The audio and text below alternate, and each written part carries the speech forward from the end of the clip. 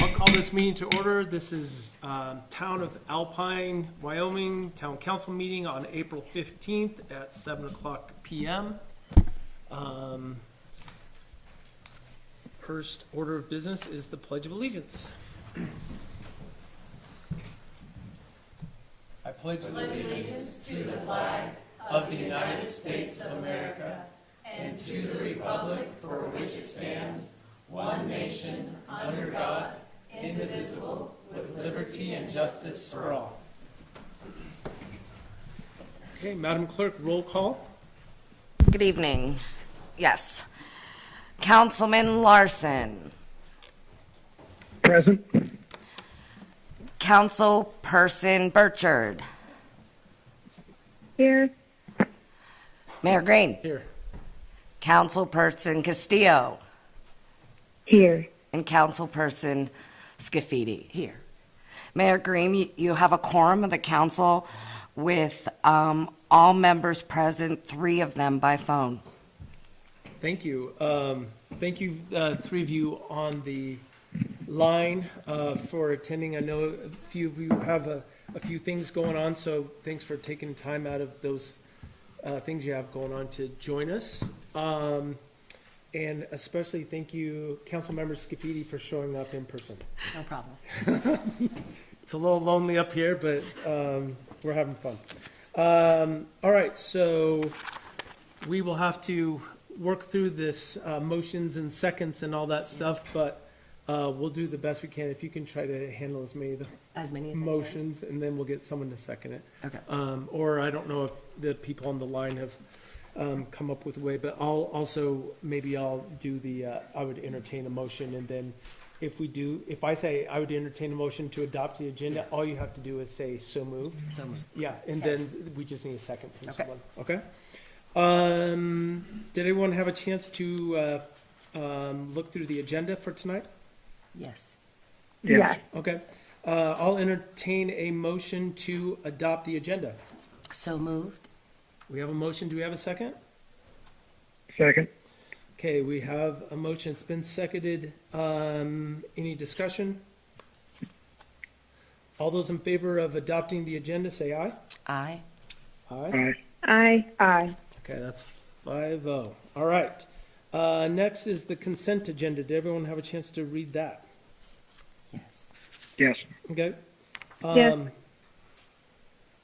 I would entertain a motion to adopt I would entertain a motion to adopt the consent agenda.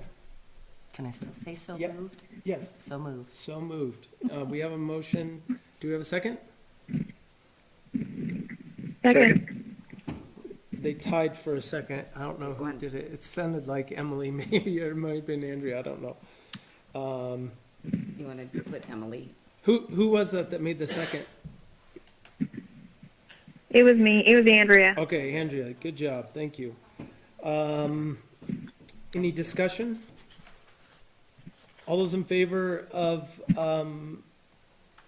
approving the consent agenda, say aye. Aye. Aye. Aye. Okay, we got it. All right, thanks for that. I'll start off with the mayor's report. I really don't have much. We are trying to find a way to celebrate. I'll move down here. We're trying to find a way to celebrate the opening of the pretreatment plant, which is forthcoming in the next few months. So I had an idea that what we could do is have kind of like an open house, and down at the shop, we can bring out all the big equipment. The little kids can come and get up in there and walk through the pretreatment plant. This is a big event for us. We've spent a lot of money at the town, a lot of effort to get it up and going. So we're shooting for June 14th on the grand opening of the pretreatment plant, which happens to be the Saturday before Father's Day. So we will be, Sarah's going to come up with a flyer and make an announcement on that, but just wanted to let you guys know that that's something that we're talking about. If anyone has any grand ideas about how we could celebrate the opening of the pretreatment plant, we're open. to your suggestions. That's all I had. Madam Clerk, did you have a report? I just wanted to mention the budget meetings. We just received late yesterday afternoon the income information from the state of Wyoming. And so we again pushed the budget meetings so that we had that information. So we canceled tomorrow's meeting because we didn't have it. As soon as we canceled it, then we received it. However, the budget meetings, though, should not change now. They'll be April 23rd, April 30th, and May 7th at 3 o'clock here at the town hall. Right. Everybody's welcome. Which are all Wednesdays. All Wednesdays. Everyone on the line, did you guys hear that? Were you able to hear that from Monica? Yes. Okay.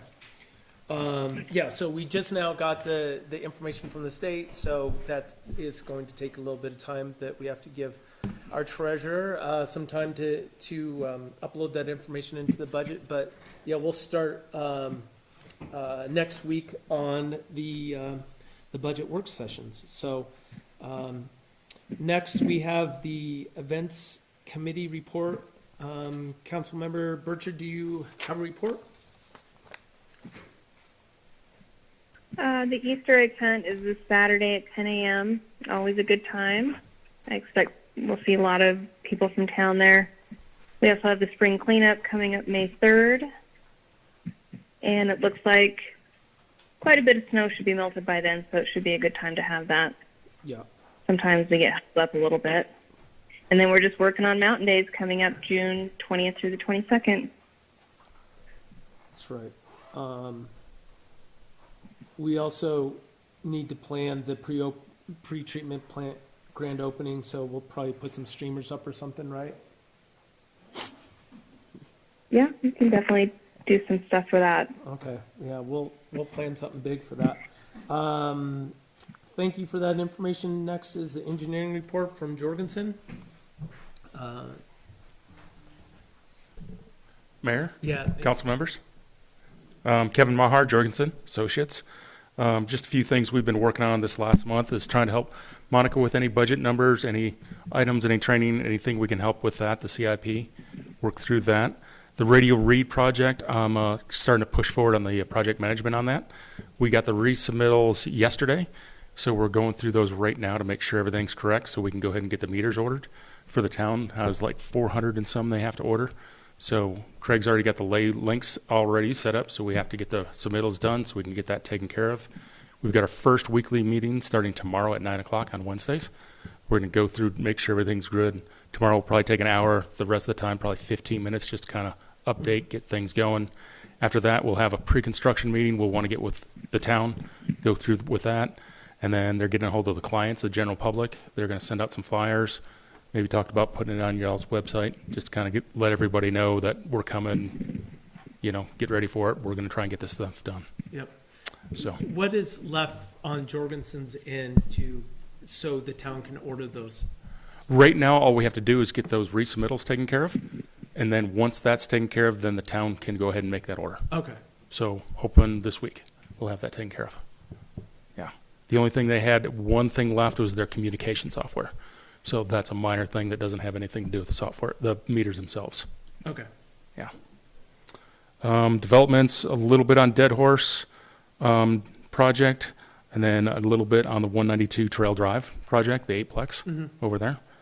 Water permitting, it's everything that the state has asked for. We've sent it into the state office, and then everything the DEQ has asked for, it's sitting in their office.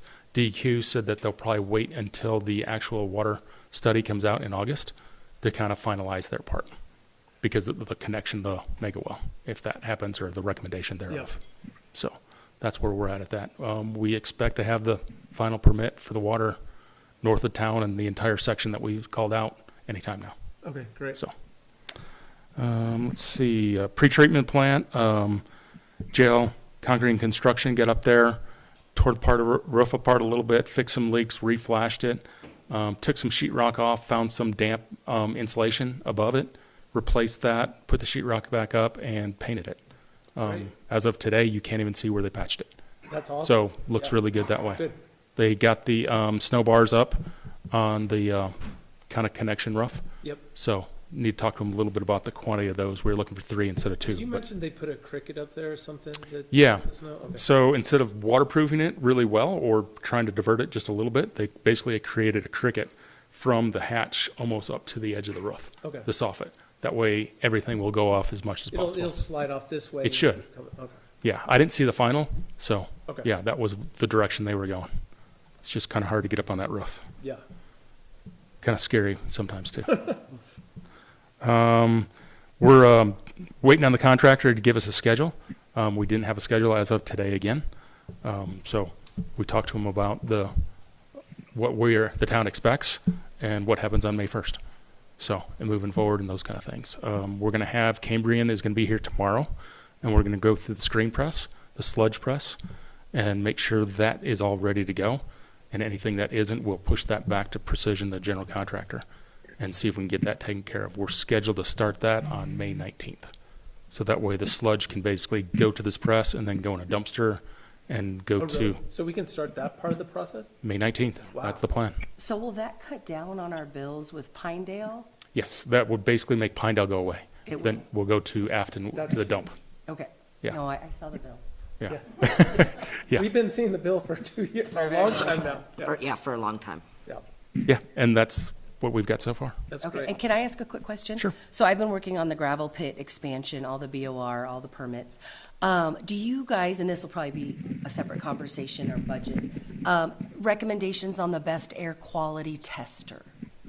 And I won't put you, Yeah. your feet to the fire right now, but just in the back of your mind. Okay. I know that's something we've got to start We've already immediately. installed one. Oh, you did already install it? There you go. I, Or- so there was a cable that was missing when Dave came over to install it. It's not installed. Yeah. He's been sick. I'm sure once he's better, it'll Yeah, be yeah. taken. So Okay. I just- guess I wanted to make sure if there was anything that was even like more specific of like Okay. better testing rates, things like that. That was kind So of, we bought the one that I think Sue recommended, or? oh, I thought that was free for, oh, you bought a separate one. Or, It was free for the It fire was free. department. The fire department got it. They got it. oh, okay, but we had to pay to install it. That was the. That's cost. it. Okay, Yeah. well then I guess I'll look up what the rating is on Yeah. that, if not. then Yeah, happy to help if we I can. just want to start testing the air, because it's going to start to change very quickly. Right. Yeah, you can hear them working over there now. Well, the dust cloud is getting big. Oh, we've been hearing them every. Yeah, every morning. day all winter. Yeah. So, okay. Okay. Thank you. Yeah, thank you. Does anyone on the line have questions for Kevin? All right, seeing none. Kevin, you're off the hook. Planning and zoning, I don't see Dan, but maybe Mo will get up there. Thanks, Mo. Okay, Melissa Wilson, Planning and Zoning. We went through a few of our permits and whatnot. I apologize, I was not anticipating having a conversation with everybody, I'm sorry. Did you guys have any questions for us?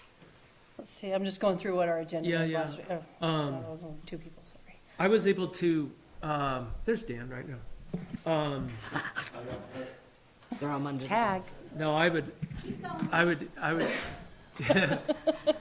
so I was able to, listen to the meeting and there was quite a bunch of conversation back and forth about one specific product. There was, yes. Project. And I've already talked to Dan about that afterwards and, so I think we want to try to help you guys not to get into those long Right. conversations about things that Right, and- maybe, you know. And just because we had 2 very passionate people on the board, and they're both coming, I could see both sides where they were coming from. So just to try to get them back on the same wavelength, the same path, that's pretty much what we needed to do Yeah, yeah. to stop Which that project back and is forth. this? The conversation was regarding the J- new townhomes at, is it 192 Yeah, Trail? Drive? 192 and 194 Trail It's Drive. the 2 multifamily units, and the conversation was based around overhead power lines and responsibility for, I guess liability is something we always have to take into account. but- Yeah, we just wanted to make sure, that they had all of their, everything taken care of before. We've In the past, planning and zoning has approved certain permits with the understanding like, oh, you will get assist and you'll get assist, but go ahead, but we need to make sure we get this. That, in the past, we've all seen that bite us in the butt many times. So we've definitely leaned away from doing that without having that information first. So a source of contention is just like, okay, well, if you get this letter, then yeah, I would say you can proceed. So we're trying not to do that as much as we did back in the day. So I think that's one of the concerns that we had before. Okay. Okay. So that was why we were trying to nip that in the bud. Yeah, understood. I really didn't have any other questions. Have you seen an influx of permits, applications coming in? We have, we had a couple guys come in this last time and visit and talk Yeah. with us. And there's been some concerns about, with us only having the meeting once a month and them not getting their permit in time. We are always on this limited building season and we're coming in hot and heavy. And it's hard, a lot of our citizens and our builders and everybody are expressing this concern. Yeah. So the way that the new process is, it seems like it's going to be a little bit more of a challenge and be a little bit more cumbersome for our builders. So that's been one of the big concerns for a lot of the folks, or that some of the folks that have come in and voiced some concerns. Sure. I would say I mean, going forward, it shouldn't be a problem. We're just kind of springing this on them Yeah. right now. But, yeah, just plan ahead as much as you can. Yeah, and It's a little difficult to be too lenient when they're coming in right now. It's April, Yeah. we're almost on top of the building season. For sure, for sure. It's just been, and one of the main concerns that, at least that I've had, and I'm sure some of the other folks have had as well, is the building permits and affidavits and all that good jazz. As long as we can get, let the citizens actually build their fences or small decks or whatever. Those are all on Of affidavit. course. Yeah. But that's just been one of the major concerns as far as having the permit process changing Okay. as much as it has. That's good. Does anyone have any questions for Mo? We also addressed, I'm sorry, one more thing. We did talk about the new, the proposal for the architectural Design review? design review. Uh-huh. Now, we were asked to approve that, but it just said proposal on the top. So our concern was that if we just approved it, it could change still. Yeah. It's I still the did, proposal. it's a preliminary. And Yeah, so, perfect. We yeah. just didn't want to approve it with it just saying proposals. That way, if something changed, we approved it before, you know what I So, mean? I guess at this point, we have the second reading tonight. They've been totally kind of revamped and it looks Exactly. a lot different. And that's why we So- didn't want to approve it yet Yeah. until we read the final. So you guys, we're just looking for a recommendation if you have any suggested changes, whatever. Okay. But it's still super preliminary in the sense that this group has gotten together and they've kind of come up with what we think is kind of the first draft of it, so to speak. And Yes, then sir. we'll see how things will be able to change over time, feedback that we get on that. Mm-hmm. But you'll see in the meeting tonight, we have the latest and greatest, so we'll make Okay. sure that Oh, you we'll guys look it get up. that. Yeah, we just, like I said, we didn't feel comfortable just approving Yeah, it with no, just a understood. preliminary, because it will change. It's a living document, Yep. so to speak, until Yeah, it's not. it's gonna look different from what you Yeah, said, that's why we didn't approve it yet. Yeah. Or No. we didn't agree with it Yeah, just yeah. yet. No, that's Okay, fine. I think that was it. Dan, now that you're. Mr. Mayor, Yes. I will say that, is there a planning and zoning meeting between now and May 6th? No. No. So they will not have the opportunity to officially review it and approve it based on that schedule. But I do think if you guys would be so kind as to. I'll go back through and see if I we- can find it. We'll email it over to you in its current format. I'll have Sarah or Gina take care of that tomorrow since Christine's on vacation. But if you guys could provide verbal, stop by, I'll feedback, email, email. call somebody.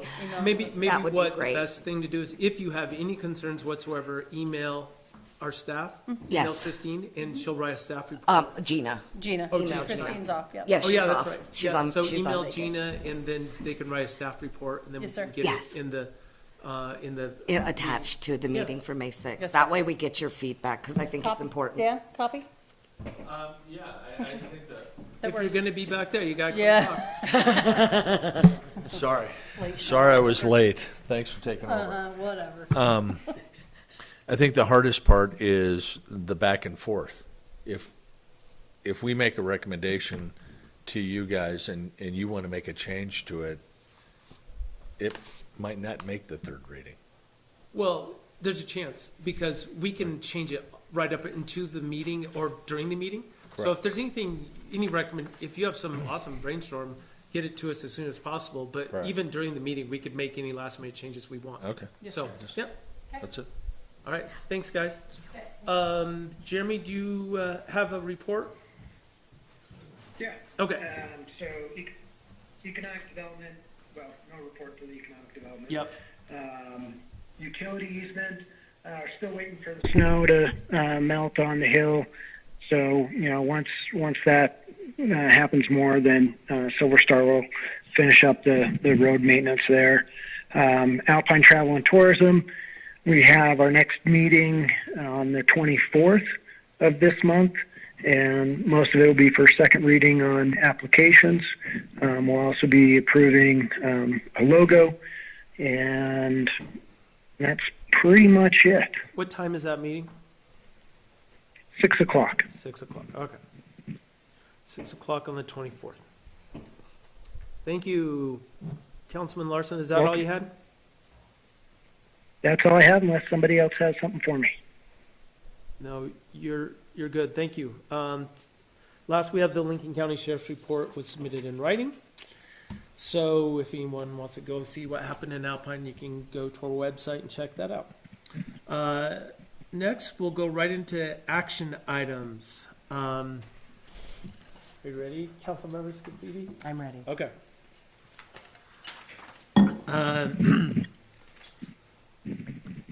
Let's see here. I would entertain a motion to approve resolution number 2025-014, a resolution repealing resolution number 2025-002 regarding the acceptance of a personal gift from Andrew Brooks and his family for the Town of Alpine Comprehensive Master Plan. Can I just say so moved? So moved. Thank you. Oh, thank you. We have a motion. Zip through. Do we have a second? Numbers different. Second, Why? And that was Andrea. Andrea, thank you. Excuse me, Yes. Mr. Mayor, and the agenda was printed from that thing and the numbers are different. What numbers are you talking about? The resolution, will you open it? The resolution, please? We might have an amendment on the resolution number here. But she printed it from there and it's different. Oh, is it? One is 1.5 and one One's is 1.4. 1.4. Is it 1.5? She's gonna pull it up right now. Okay. Well, 1.4 looks like the next one. So there's your 0.14. Yeah, I think it should be 5. Yeah, it's 1.5. Okay. I don't either. I would entertain an amendment changing this from resolution number 2025-014 to resolution number 2025-015. But on this one, it says it. The one that's printed that we all have, or are we going off of what you have? Which one should it be? It should be, Well, I mean, doesn't your paperwork that you guys have say I- 15? yeah, so what I just read though Oh, was. you would I said read- 0.14. Okay, So okay. I made a motion of Okay. amendment, From 0.14 yeah. to 0.15. So I entertained a motion. So moved. So moved. All right, thank you. Do we have a second? second, Andrea. Andrea, thanks. That's so weird that it says you- that, and then on this, Have you refreshed your thing since?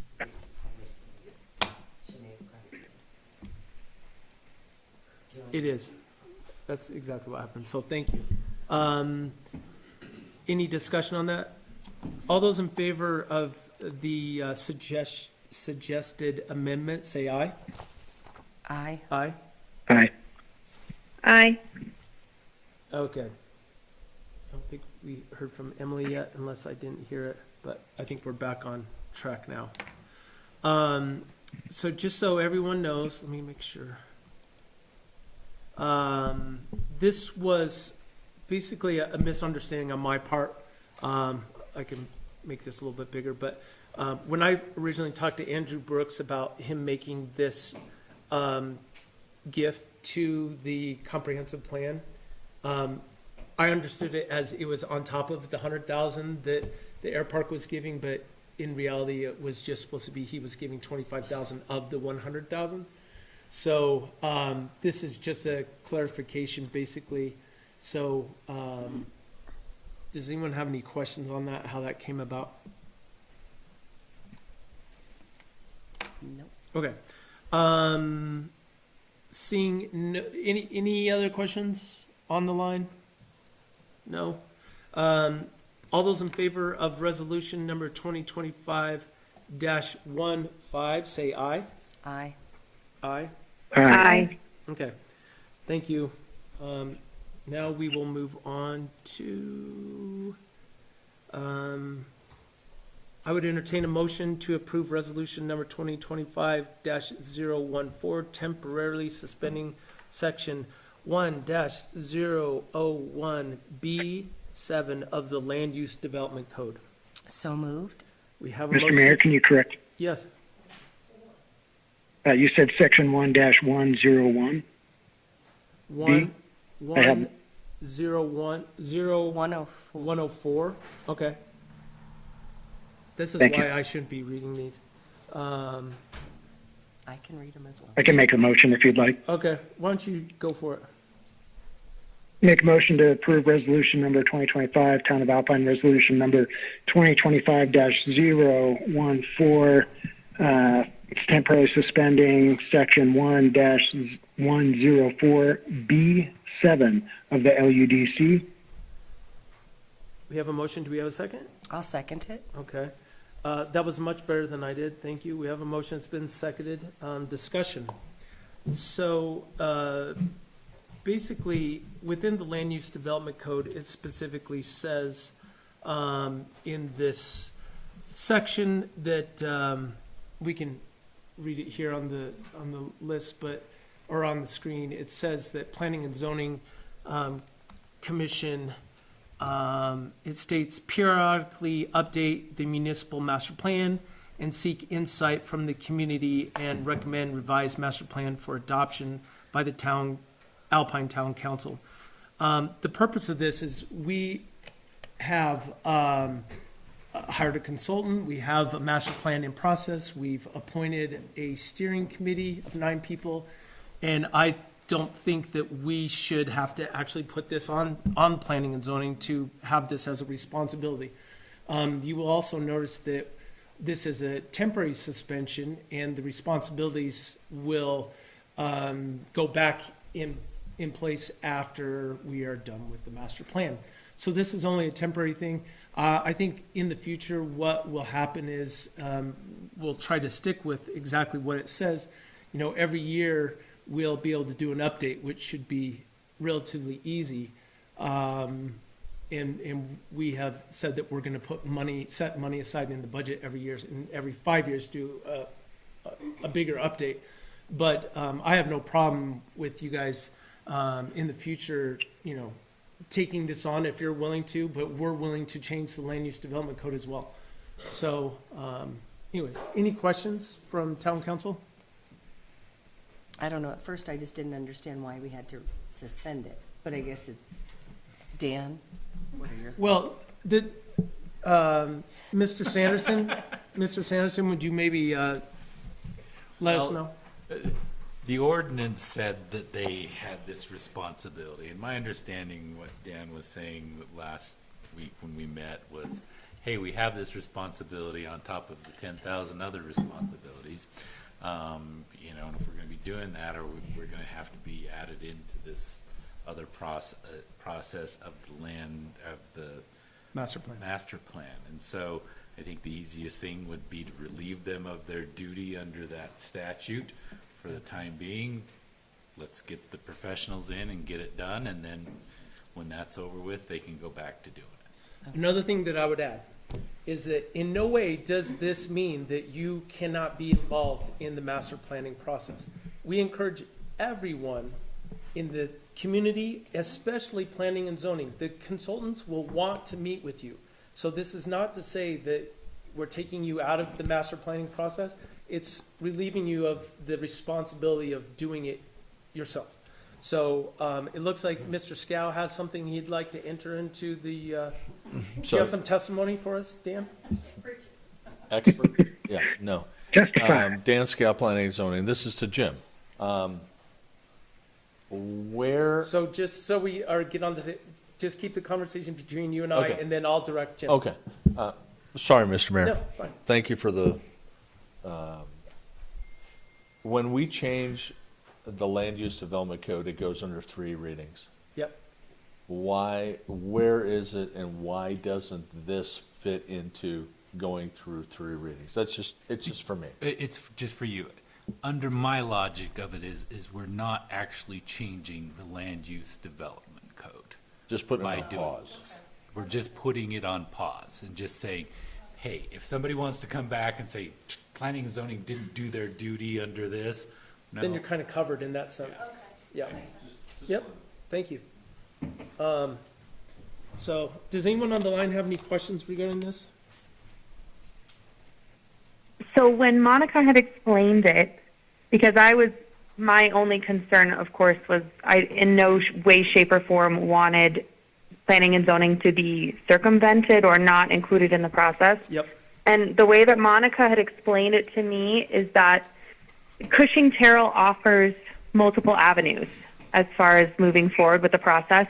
Some towns opt into having their planning and zoning steer the ship and steer the process. Some have kind of a dual guidance with the steering committee and planning and zoning. Some rely more heavily on Cushing Terrell and a steering committee. So I know that planning and zoning will be involved heavily throughout each process. And in reality, my understanding, and correct me if I'm wrong, Monica, but the steering committee itself is just a diverse group of citizens who are going to make sure that we get from point A to point B, we meet all of our goals. Yes, of course, they'll have input as any citizen would, but they're really meant to just provide some guidance in the process and make sure that we're moving forward. I just want to know, either Mo or Dan, if that has been discussed, if this has been explained and discussed with planning and zoning, and then if so, what were your comments? Well, I think we are just now tackling that as far as explaining that. You know, the purpose of, we should probably have it written down someplace, and I don't know if we do, but the purpose of the steering committee is a group of citizens, for one. The 6 of them live in the town of Alpine, 3 live outside, but they all bring different aspects to the job. One of the main things they do is they're going to be tasked with going out and getting people to understand and be involved. So we've kind of selected people that live on a certain side of town or live in a neighborhood that can go out and make sure that we get people to participate. So that's kind of one of the main things. Monica, do you have something to add to that as far as the purpose? I think you explained it well, because we did seek clarification, especially after our first conversation about this. All of us are, I mean, clearly the mayor and I have never been through a comprehensive master plan process. This is our first time too, so we're learning some things as well. And so I did inquire as to what exactly those roles were and how that worked. And I was assured by Cushing Terrell that the steering committee, it steers the process. One of their major goals is when we're having public, where we are seeking public input, whether it's surveys or they're at mountain days or whatever that is, one of their main responsibilities is to get people to show up and answer the questions and become involved. And so that is very different than planning and zoning's role. Planning and zoning's role is to determine that as they work through this process that it's appropriate for the zoning and understanding what zoning changes will be needed to navigate whatever is put into this plan. So I think the roles are separate. They're not mutually exclusive. They're both very important, but in very different ways. For sure. I would say exactly what she was just saying. That's the biggest role you're going to be able to bring to the table when they have a chance to meet with you, because they might have suggestions on, have you thought of doing this sort of zoning overlay. And that's a perfect time for you to say, we have thought of it, we actually think it should go this way, or there's different areas. Yeah. I think Right. the maps is where you will add the Right. most, have the most input. Yeah, and from what I understand, we'll have that same information that y'all are gonna get at the same time, and not only as a planning and zoning, but also as a citizen as well. We're gonna also be well-informed and involved as well, and Yep. the only way we can help this town grow positively is if everybody gets involved and everybody pays attention to what's going on in their town. Totally agree. Okay. Agree. And will Cushing Terrell copy the town council? Not that we're gonna attend the meetings, but just the data that's coming in? for sure. Okay. Yeah, so- Because I just want to make sure that even if I'm not on the steering committee, I can see what they're requesting or what they're looking for, just so that we are, Our plan is, Involved. so Gina's gonna be the main contact from our staff. And so we'll come up with, after the meeting, maybe there's some sort of report that goes out to Okay. town council and, planning and zoning. So that's probably the best thing that we Okay. could do. That's it.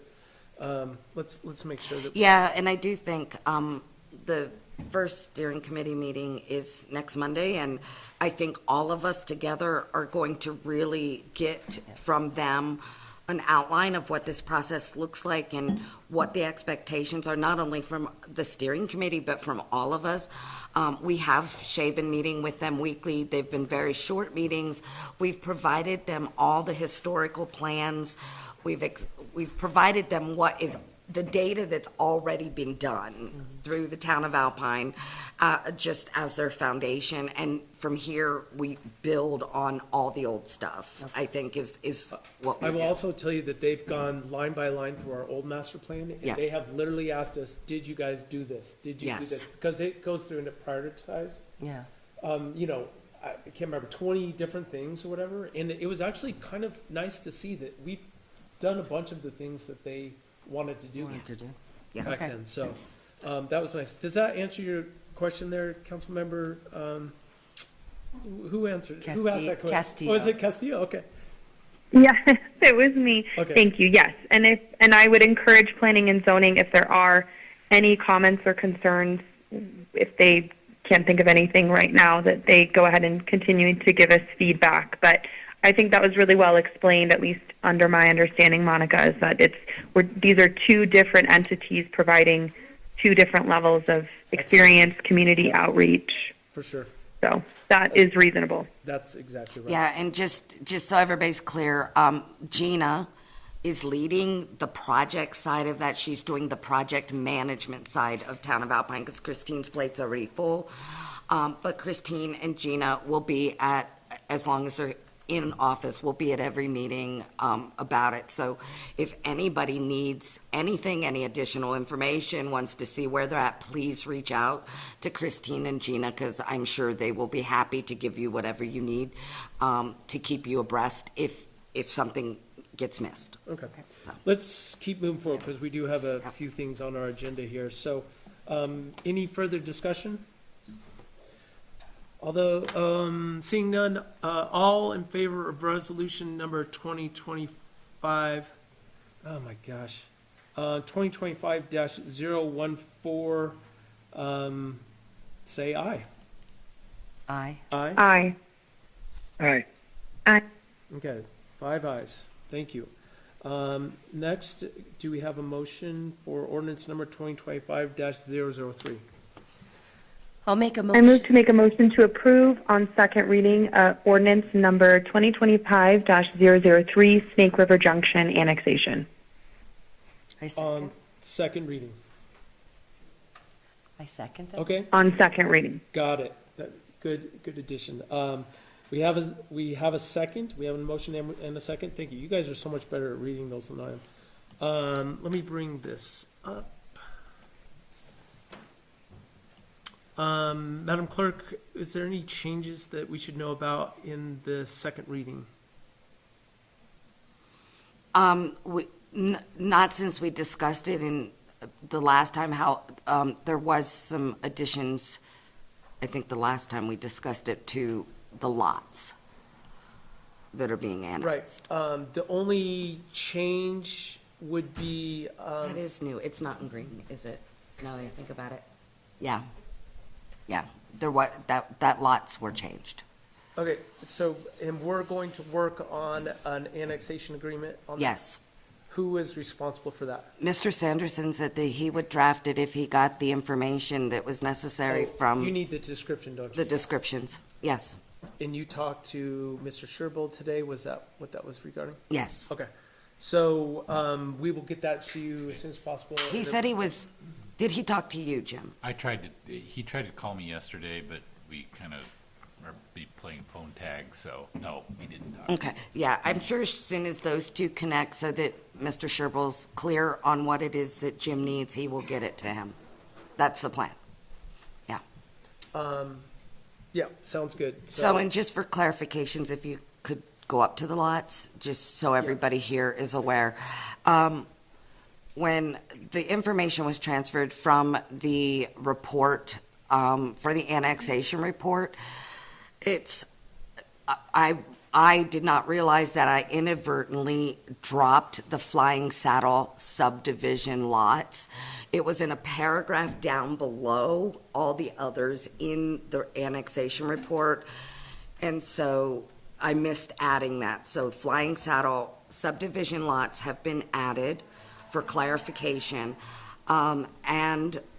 We also, when Sarah and I sat down to review that and confirm everything, we realized that the lots, the road lots were not on there to be annexed, and that the open space lots, correct, were not on there to be annexed.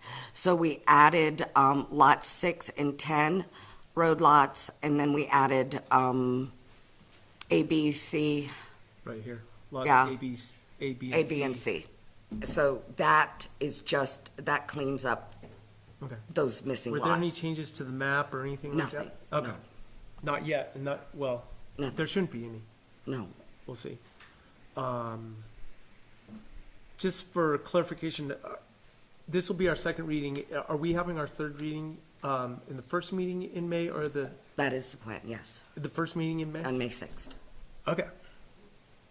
As long as everything gets done. However, I will preface that by saying that I feel it's important that the annexation agreement is approved prior to approving the annexation. Yeah, so we'll just put it higher on the agenda. Yeah. What about, there was discussion about a liquor license that's in the county versus, That's happening today, okay, so, right? did you want to come up and give us thanks, Bud's here, he's going to give us a clarification on that. Bud Chatham, Alpine Valley Resort.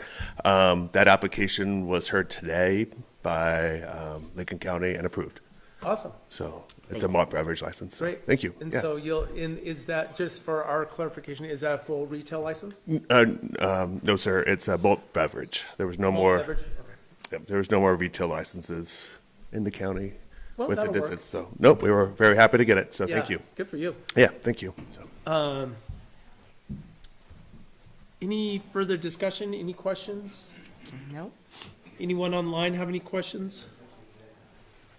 Mr. Mayor? Yes. This is Jeremy. Yep. Have we had any pushback from any of the individual property owners not wanting to go through? Have we received any comment that way? We have not received any negative comment. The clerk and I had a meeting with the attorney for one lot owner, and it went very well, and I think it was just a kind of a clarification of expectations and just for their reference, what would happen by being in the town of Alpine, and that went very well. So anyways, we have had no pushback No. that I'm aware No of. follow-up since the information was passed on to the attorney. Yep. So, yeah, it's been pretty smooth, so. Excellent. Thank you. Any other discussion? Seeing none, all those in favor of ordinance number 2025-003 Snake River Junction annexation on second reading, say aye. Aye. Aye. Aye. Aye. Aye. Okay, that's 5-0, thank you. Next, we have the Design Review Committee. Do we have a motion? I move to make a motion to approve the third reading of ordinance number 2025-005 Design Review Committee. Third reading. Second. Yeah. We have a motion and we have a second. Let me bring it up here on the screen. Just so everyone on the line knows, we've made a few adjustments today to this, and it was mostly trying to explain the appointment of the committee and their terms. So we've added some language. Do you need me to read through it real quick? Did you all have a chance to read that? It was a change today, so I just want to make sure you all saw it. They may not have, Okay. unless they looked at it later.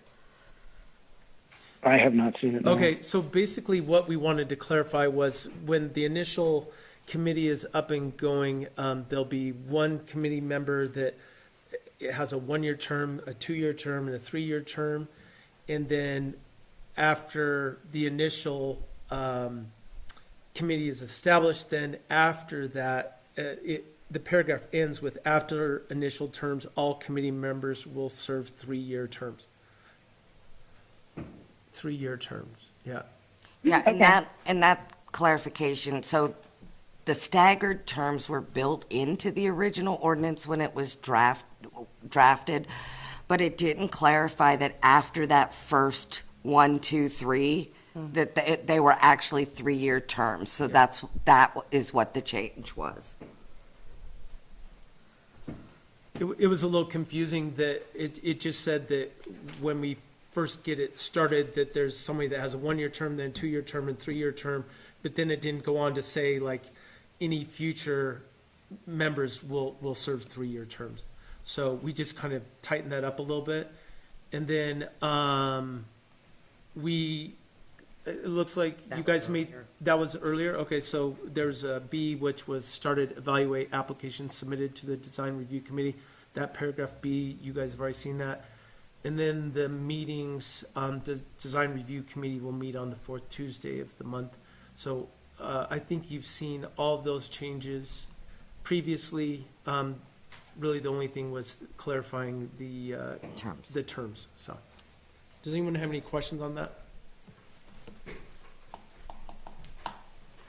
Okay. Any other discussion on this? Hold on one second. So we're gonna go ahead and I failed to mention at the beginning of the meeting that I'm not taking public comment on all of our agenda items unless you're directly related to it. So I don't think you're directly related to it, but do you have just a really quick question? Is this like a whole nother board to review before you can build? Yes, Like okay. planning and zoning? I don't even know. Yes, so I will give you a quick, this is something that has been in the works for a year now. But basically, Design Review Committee is charged with putting design guidelines for the town on everything that's above R1. So this is not for residential, this is for multifamily, could go all the way up to a future school, anything like that, everything in between. And so we actually have one of the members here, Brian James, and we will show you the guidelines in the next action item. But in general, they're trying to come up with guidelines of what the town buildings will look like in the future for the town of Alpine. So hopefully that clarifies that. And if you don't mind me clarifying, this committee has been formed 2 years ago by ordinance. That ordinance was revised at one point, and now we're just cleaning up some language in the ordinance that, so the committee has been formed for some time. This isn't a new committee, Yeah. is what I'm saying. And also, this is the one that says we're going to pay them as Yes. well. So, Yes. which is an important part because now they're going to start meeting monthly. Hopefully, they all knew that. It sounds like they did. But, so, yeah, just another part of the process for everything that's commercial coming into the town, so. And since we didn't announce no Yes. public comment, if we keep them, I just want to make sure if people show up, they can speak. And there, Do we have time if there's more questions? I guess if Mr. Asno has questions on the committee guidelines. yeah, Okay. the goal, I should have announced it, I announced it at the last meeting, but the goal is to try not to get out of control like we did. So my purpose of the public comments is if you're directly related to it, then I'm more than willing to take your testimony. We're calling it testimony because that's exactly what it is. But, you know, just a simple question like that is obviously we can handle that. But I just don't really want to get into these long discussions and make our meetings 3 hours long. When, Okay, and I just want to be respectful of. and what I everyone who would shows what up. I would say is that we will always have public comment at the end of the meeting. But if anyone has any questions, concerns, whatever, you're always more than welcome to give your public comment to us in writing, and then we'll make sure town council gets it out. Okay, seeing no further discussion, all those in favor of ordinance number 2025-005, Design Review Committee on third reading, say aye. Aye. Mr. Mayor, Aye. Mr. Mayor, Yes.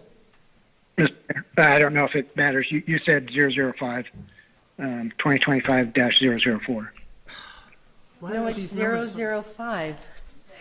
It is 005. 05. I don't know, maybe, Councilmember Larson, you might need to, you may need to refresh your Muni code if that's where you're seeing that, or maybe you have an old packet or something.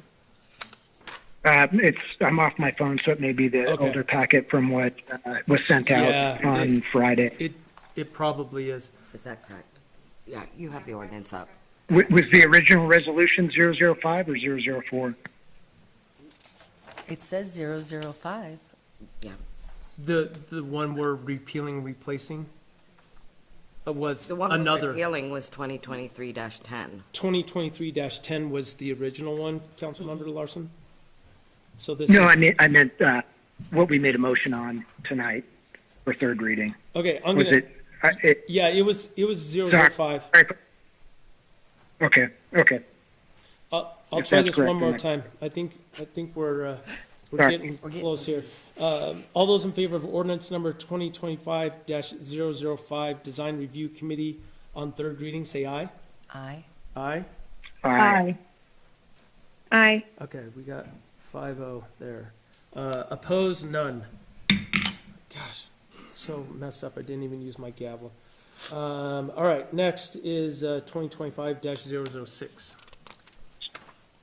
I move to make a motion to approve second reading of ordinance number 2025-006, Design Review Committee Guidelines. We have a motion, do we have a second? Second. Thank you, that sounded like Emily. Emily. It was Emily. Okay. All right, so the actual guidelines are, we have attached them, and hopefully you guys had a chance to look at them, but they were added to the packet late. The actual ordinance, I think everything in green was handled at the last, Was added to, yeah, but it was in their packet.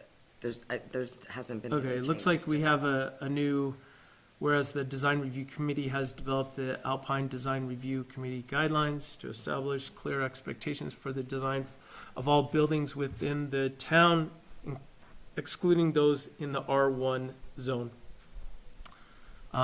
Hopefully that answers your question, Kevin. There might be a few other things in here.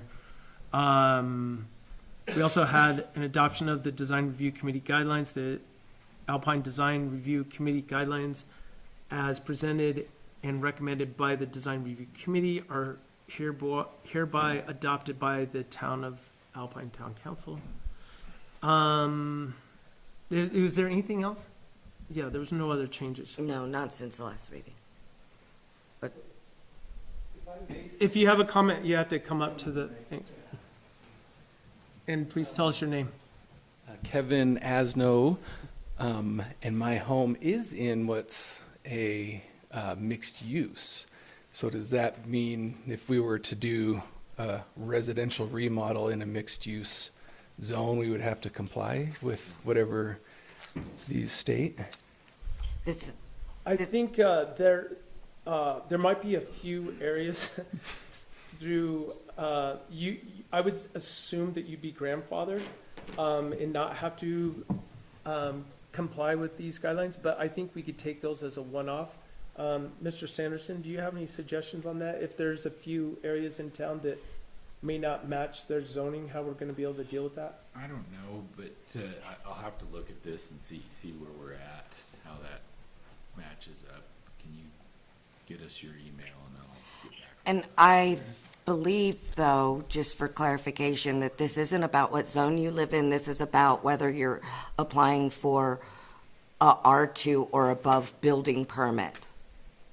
Which I would assume if you were gonna do a remodel or something like that, that it would just be, Do you live in a single-family home, Kevin? Do you- Yeah, it's single family. So you would not be part As long of as it this? stays that, but R2 and up. So if you were Yes. to do a duplex. Yes, sir. Then, and is this all about ambiance, like how it looks? Is that what this code's? I'll show you, the gist of it on the next document. So this is kind of our, first draft that the design review committee has gone over. And in general, there's, a vision statement, intent, and you can download this from our website today.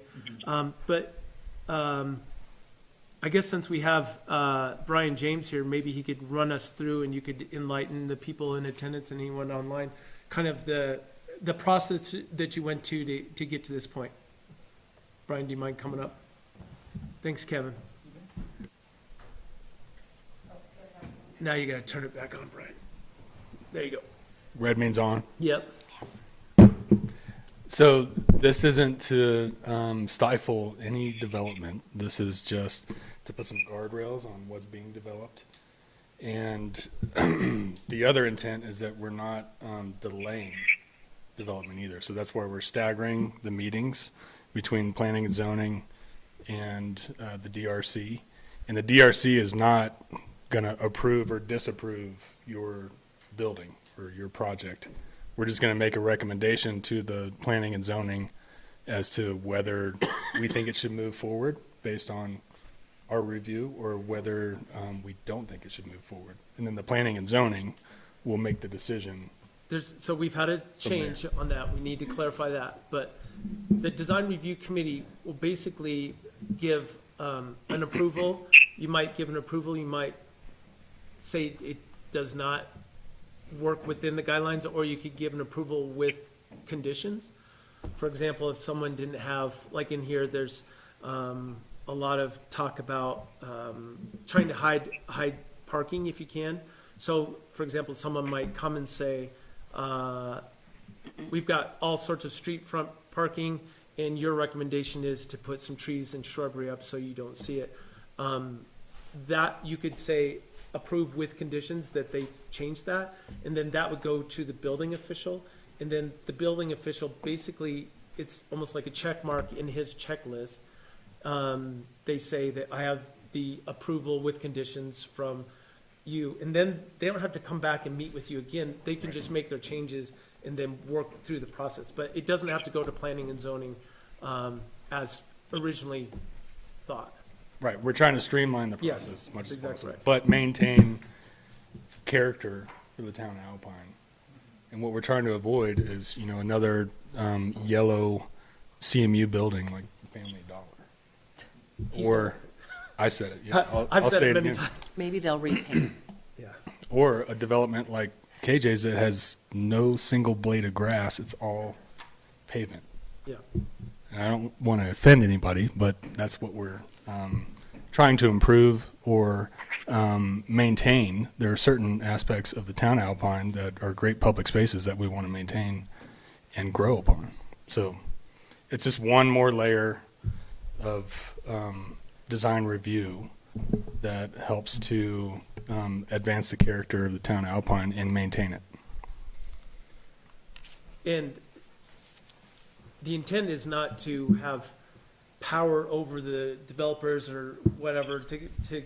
We're just trying to suggest, don't bring us a box. We're trying to improve what has already been put forward. And so, yeah, we're not trying to restrict people, but just maybe try to improve upon certain things. And we're not being very specific about the exact ways that you have to develop. It's just creating some scale and some interest in massing, and then bringing materials to the table that are regional, that relate somehow to the Intermountain West or the town of Alpine. And again, enhance the character of this town. Thanks, Brian. Does anyone on the call or in person have any questions on this?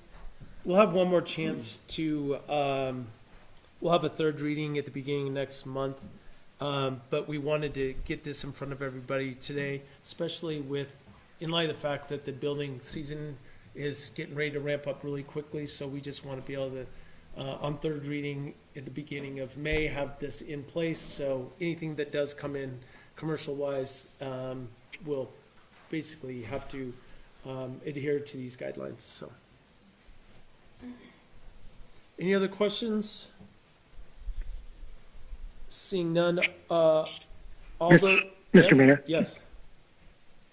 Sorry to interrupt. I just let you know I'm going to have to abstain. I don't have Unicode on up, and I'm working off the agenda from last Thursday, which it doesn't include this item. Okay.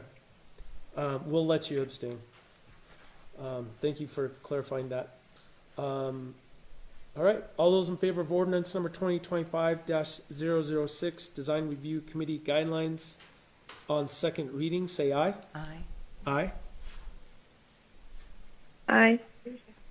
Aye. Opposed? None, and one abstained. So, ordinance carried on second reading. All right, next is ordinance number 2025-007.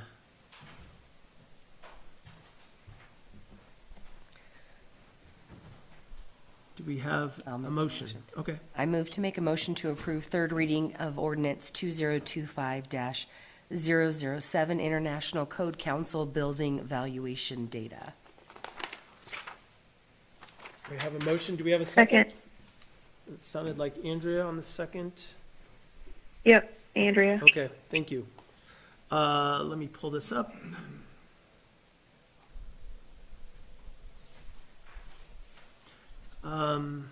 Okay, this is third reading, so everyone should be familiar with this. It appears that there's no changes from second reading to third reading.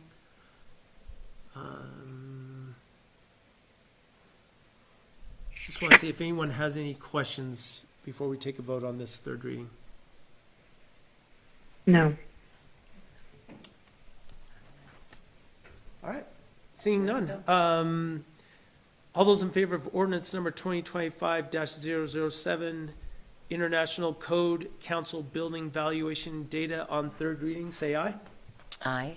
Aye. Aye. All right. Opposed? None. Ordinance carries. Next, we have the building fee schedule. Do we have a motion? I move to make a motion to approve third reading of ordinance number 2025-002, Building and Development Fee Schedule. Second. That was Emily. All right, thank you. We have a motion. It's been seconded. We've made a few changes from the second reading to the third reading, and I will bring up the third reading here.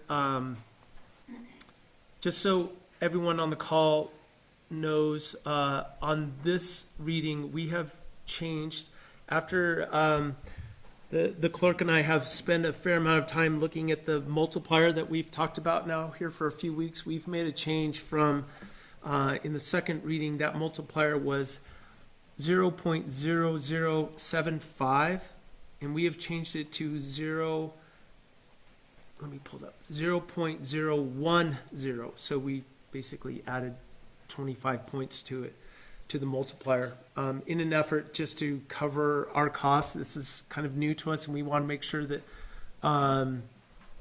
we don't do something and then we cost the town money. So we feel like we've padded ourselves just a little bit. And we will, as we've mentioned many times, we will evaluate this in the fall to make sure that our goal is not to make money on these fees, we just need to cover our costs. So that's pretty much where we've come on that. So we made that change under building fees on building type for commercial, multi-unit, residential, single-family residential, other permits for addition in garage. We changed those all to that multiplier of 0.010. Then just today, we made a change on the cost of the remodel permit, which basically, in our opinion, was high before, and then we added 20%, so that's how we got to this kind of weird number of 1620. So we're trying to think of, you know, the little guy, how much money they're gonna have to, you know, put down to have a remodel in their house, and we came to the conclusion that 750 was an appropriate number. If anyone has any thoughts on that, I would welcome them. Going down the list of changes that we just made today, on the second page under affidavits, it got changed. They added 20%, so the numbers were $360, and we just made it a nice round number of $350. Then the fence affidavit, we made $200. Sign permit, we did basically the same. We made the numbers a round number. Instead of 360, we made it 350. And for the freestanding sign, instead of 480, we made it 450. And for permanent banners, instead of 330, we made it 325. Under demolition permit, last time it was 360. This time on third reading, it's 350. Special hearing by Planning and Zoning Commission. I had to kind of question our administrator today to figure out what that actually even was. So it's my understanding that really the only reason you would ask for a special hearing is if someone came and wanted to get a set of plans in and have it read sooner than the next meeting, which might be a few weeks away. So instead of $1,800, it's $1,500, and I think that more than covers our staff time. And then temporary use permit, we kept the same at $750. I think there was an adjustment on second reading on that. It went up to a $900. And this permit is basically for the fireworks stands. They pay $750 to be able to put a tent up in their parking lot. Special use permit is a $1,500. And of course, this is all brand new to us, but instead of $1,800, we made it $1,500, which again, I think covers our staff's time to get out the notifications and everything. And then I don't think there's any other changes. We did make one other just notation for the design review committee. Basically, if you're submitting a set of plans, you're going to be charged $250 to have the design review committee look at it. And we just made it across the board $250. At the bottom of their section that says other design review, which we put in parentheses, include conceptual review. So that's one step that if somebody wanted to submit some plans and get like an initial conceptual review done, then they could apply for that. So those are all $250. Those are the changes that we made today. I'm sorry that you may not have had a chance to see those, but you do have Council Member Scafidi here and her eyes on the list. So if you have any questions on those, please ask me now. Well, I'm going to bring up the electric again. So as we raise fees, The electric. the electric inspections, sorry, with fees. Okay. Because aren't part of the fees the inspection that the third-party engineer will work on? So the multiplier that we Yeah. put in place, that will establish the fees that are charged in Okay. the inspector. right? Okay, so, but he won't be doing the electric? No. Okay, so the main thing I want to know, because we're finding houses that aren't grounded. I'm not saying in the town, but Yeah. out there. I just want to make sure when they get a certificate of occupancy to cover the health, welfare, and public safety, that we're requiring a state electric inspector is coming. So is that part of, does that paperwork have to be completed to get a CO? So they have to submit, sorry. That's okay. They have to submit their plans. We're working, I know, because I'm involved with part of it, and prior to even coming to us for a permit, they have to submit with the state fire marshal, correct, Dan? Okay. You don't require it. No, we don't require. Okay, so I So- think this is a Hold on one second. gaping hole. So explain that to me. I didn't know that. You've said so. You've put it in your words, you've put it in your documentation. You don't require it. When you say you, don't look at me. The board, the And that's board kind of why council has Also, said, I bring also to this clarify, up. this is every board that the town of Alpine has ever had. It's No, not no. us. it's, previous this board administration. has Yes. stated, you do not require electrical inspection. You did. I can review it back to you. I have it on a videotape in my office on my screen. You're saying on the land use development code when we You approved it? said we do not require an electrical inspection. That's exactly right. We don't require an electrical Exactly, inspection. that's what she's talking about. It is the lack of things that get passed by not having one that is the problem. But the issue So I'm just really trying to is, come up is with a solution. you just changed the regs of a remodel to 750. I'm gonna add 2,000 square feet to my house tomorrow, and by the time you get done, you'll be in the hole for $3,000. Because I of don't all think the you inspections understand. you'll have to do. Okay, so if you read it, if you read the ordinance, just to be clear, the base fee is $750. However, if you read the print below, that a remodel could be anything from, I'm remodeling my bathroom and need a permit, to I'm remodeling a 10,000 square foot house. And so you can't possibly set a permit fee that would cover both of those. Yes, So you we- can. We set a base fee. It's in the code, you can do that. So if you read the building valuation data from the International Code Council, what you'll find it is not appropriate for remodels. So remodels base fees are $750, and then that will be submitted to the building inspector to do an estimation on plan review and building inspection, and they will pay those fees as well. But it should say that. It does right say there. that. I Look know, at but, this. It but says if I'm right gonna, here. but it doesn't tell the general public that you may pay $3,500 in inspections. If they read it, they. Because- They can figure it out. No, they can't, Eric. Oh my God, They Dan. can't. The general public is not us, not like you and me. Like, we're in the industry. Okay, let me just run something, an example. all They right. come in and ask, they talk to the staff. They come in and bring plans for a 10,000 square foot remodel. Correct. We are at that point going to say, that's great. Your fee is going to be $4,500 or whatever that ends up being. But they don't. Well, who doesn't? The staff. That's going to be, now, this is going to become a law. I understand. And that's going to be their responsibility. But they have to know what inspections need to be asked for. That's why we get a quote from the building official that's going to say, I'm gonna have to do 10 inspections and it's gonna cost whatever. This is how we came up with it. Okay, so my ask is this. I come in and I submit the permit. I submit, and she can't tell me, we have to wait till the building inspector tells her how much it's gonna be, Yes, you can. right? I mean, that's basically what you just said. Yes, you Why can't they come in, bring some plans, they leave, we come back and we tell Because them how much it's gonna be? some of these houses will take 7, 8 inspections, Eric.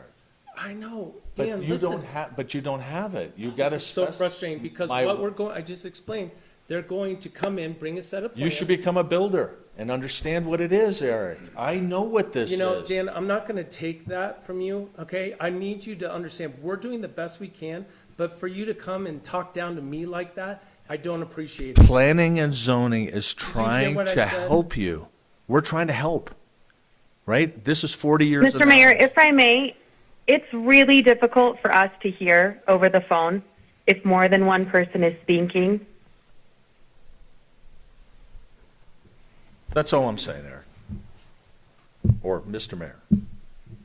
I'll leave it at that. I do want to get to you, because you're the professional in the room that I want to speak to on this. Kevin Asno is here. Let me just land this plane real quick on this fee. Someone's going to come in with a remodel, and they're going to bring a set of plans, and our staff is going to help determine what their fee is going to be. We're not saying they're going to come in and we're going to tell them exactly what it's going to be. They're going to have to talk to the building official, and they're going to determine what that is. It is in here. In your opinion, are we covered with that portion of it? Can our staff do that? Yes. Okay. Mr. Sanderson, do you think we're covered with that language? Yes. Okay, thank you. I think we're covered. Now, Mr. Asno, But if that you don't doesn't mind, answer my please come up. question. So we have a Let's go back to electric. an Yes, electrical please. contractor here, and I would really appreciate his thoughts Yes. on this. Do you mind turning on the microphone there? Please, thank you. If I heard this right, this is counting on the state to come inspect. We That's- don't have home rule, we gotta count on Cheyenne. So this is our question for you, and Councilmember Scavidi has brought this up several times, and planning and zoning is saying we might have a gap in the whole thing. What would be the solution that the town of Alpine could implement something that covers us for the future, and we avoid issues where people are wiring a house themselves or whatever, and it's not up to the code? Do you have a suggestion? Yeah, so the state is hard to count on. First of all, the inspector's 3 counties away. For this area, he lives in Casper, almost never gets here unless you twist his arm. You're not gonna be able to twist his arm to inspect rough in and trim out and all that. Even on a commercial building, when I've called him in, they wouldn't even come at rough in. They only came at trim out, very vague, barely worth the money or the drive. So that's and the state at this point doesn't, last I knew anyway, doesn't even have a chief. The problem with the whole industry is you lose money if you go from being a master electrician, electrical contractor, and you have to be a master electrician to be an inspector. So very few people are going to take up that job unless they like quadruple the salary. So the only way that Teton County does it is home rule. I really doubt that. Can you explain what home rule is? That means they they hire their own inspectors, pay them with town and county money, and do all the scheduling, all the inspection, all that, right out of their coordination. You don't have to call Cheyenne to get an inspection. Right, so they do their own inspections in-house, and their fees pay for that. So I guess, for me, this is a gaping hole. And I'm not trying to create this hornet's nest, but in my line of work, this is what we're seeing. So if we leave the general public to either self-wire or we aren't checking, it is the one thing that is really like house fires, anything, it all goes back to electrical. So I feel like we charge all these fees, but the plumbing, I mean, it can be a huge insurance claim, but if something goes bad with electrical, we're losing the whole house. The problem is. You could lose the whole not- town. Yeah, you for could lose sure. the whole I mean, if town. something happened up on the hill, like, yes, it could. Yeah. So the So I problem is guess- we don't have a solution. I mean, if Well, there and I was- want to come up with a solution because I can't believe we don't have a way of just, I don't know. And I mean, this is a brainstorm, this is a workshop in itself, but I feel like we are doing a disservice to make people pay fees. And in the end, when they go to sell their home or if something happens, it's like no one wants the liability. And I understand that, but I feel like that's a whole process. That can't just be like, oh, we just don't talk about electrical. So that's hard. It's really for me. tough because if we had an inspector from the state that was closer, let's just say they lived in Star Valley, we could probably utilize that piece of it. Even then, they didn't get to most residences. They didn't have the time for one person to cover the whole county because of all the oil field and the commercials. What they see is more important than residential. Not to say, I mean, I think residential's real important, especially when you have homes in wooded areas, like, because you could lose the whole town over it. Personally, the only way because of the state laws about that, the only way I can see the town to actually get the inspections that would bring things up to code is to figure out how to hire a master electrician to be their inspector. Well, and I've been talking to, because I would love it if the county, along with every town, so if Afton, Thane, Star Valley Ranch, and Alpine, and the county would pitch in on that person, then it's a shared responsibility. We can't afford it. I totally understand that. But I want to figure out is, how do we find, I think you gotta go to the county then. And actually, this really should be the insurance company's babies, if you think about it. they would want it inspected to ensure it. Well, they do, but it's really, I mean, when you think about who holds the bag for this, it's the homeowner Yeah. and the insurance company. We're actually the town's actually fulfilling a role that should Yeah. be the insurance company's responsibility. They should be inspecting to ensure. Right, and then homeowners could pick out an insurance company that both has the rates and the rules that they agree with, and then it would be a free market system, and those are always a little cheaper, a little better, a little more accurate. That would be my suggestion. Let me ask you a really easy question. Mm-hmm. Let's just say you're a master electrician, and not that anyone's looking for another job, but could you foresee someone, not you, but someone else, saying, I've got a few extra hours a week to go and do these inspections? Do you think someone would be interested in that? There might be some as they get close to retirement age and don't want to put on the tools Put their anymore. nose to the grindstone anymore? Yeah. Yeah. And there are a lot retiring. I mean, Yeah. there are a lot of guys that are 10 years old, 20 years older than me that don't want to do it anymore. Yep. Well, thank you, Kevin. you bet. Appreciate it. Yes, Mr. Just Sampson? ask Kevin. Yep. So Hey, what Kevin, does real one quick. of these master electricians usually make a year? Well, you're Or- running your own business, and some guys work only themselves and are billing out at $100 an hour, so would that be $200,000 a year if they're working full time? Some run crews, it can go anywhere from there to Yeah. Yeah, a lot of money. $100 million. Yeah, but, so is the going rate per hour like around $100 an hour for that? Yeah. It's more in Jackson. I think that's the ballpark around here. Yeah.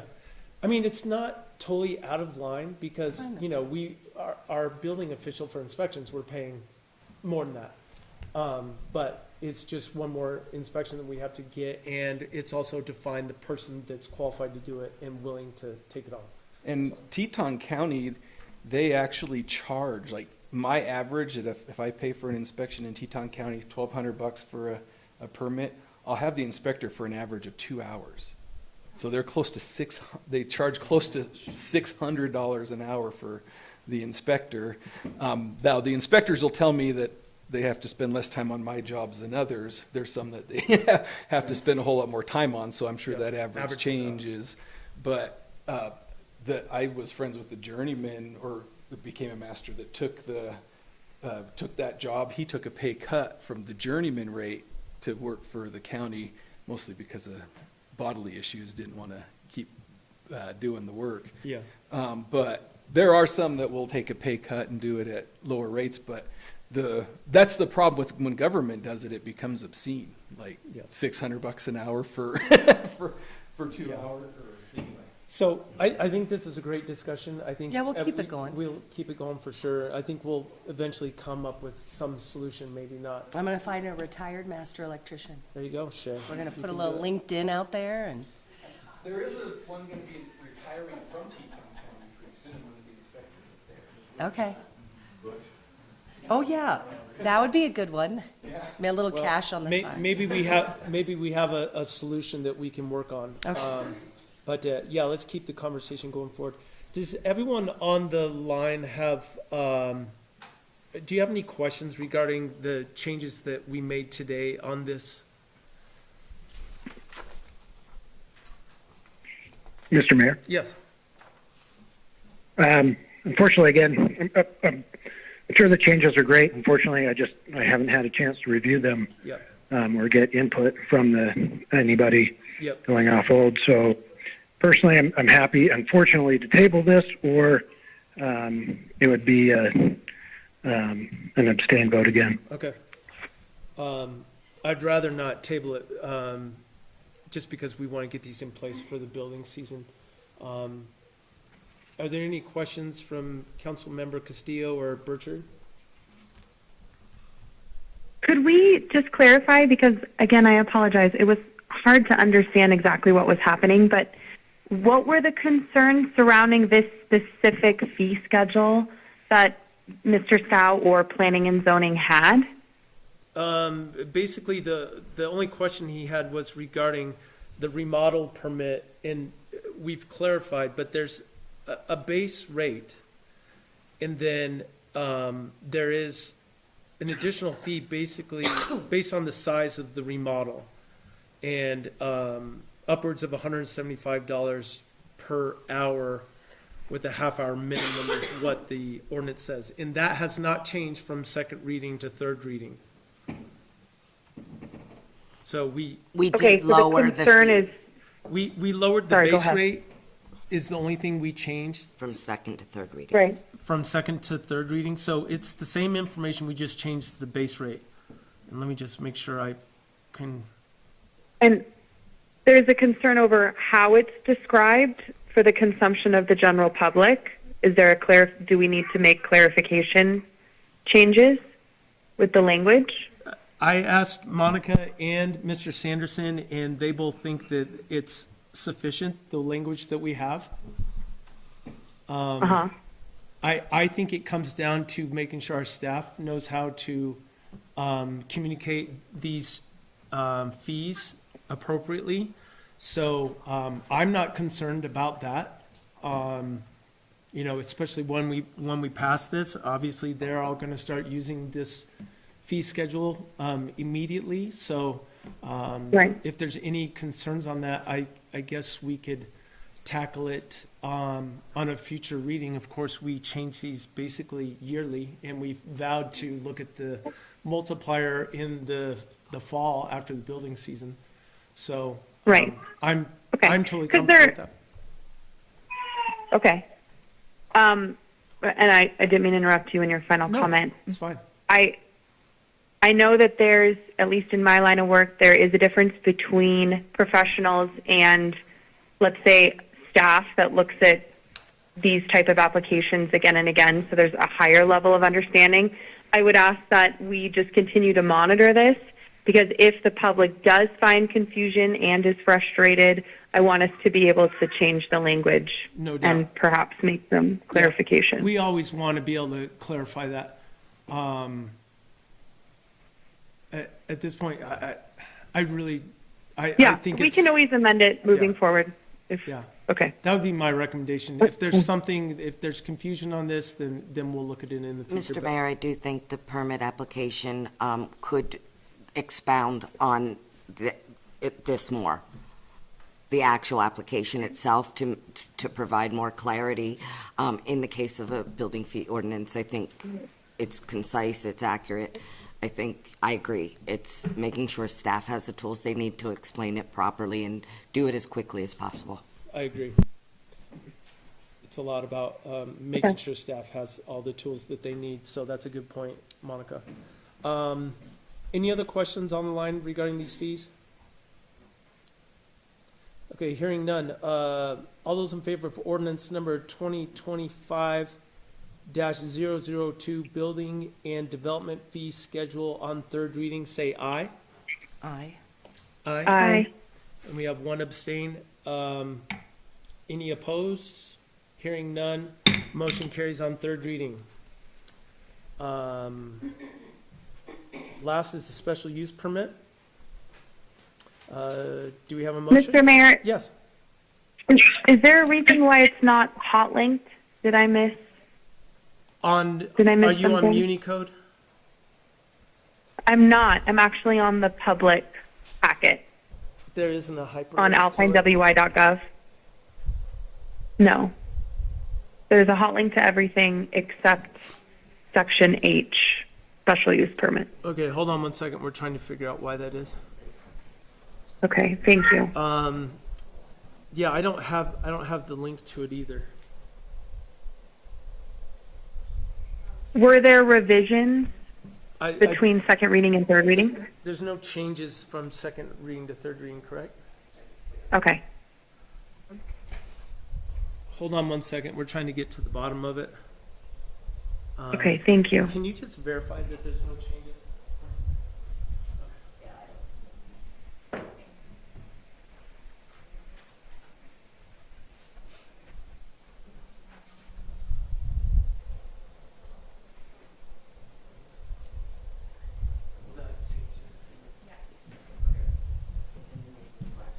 Yeah.